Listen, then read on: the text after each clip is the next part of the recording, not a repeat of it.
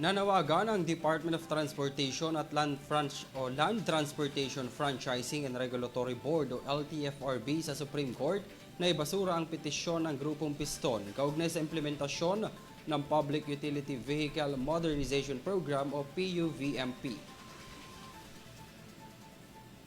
Kahapon na magsagawa ng malawakang transport caravan ng Piston at Manibela para hilingin sa pamahalaan na itigil ang PUVMP at hayaang makapamasada ang mga traditional jeep na hindi sasailalim sa consolidation.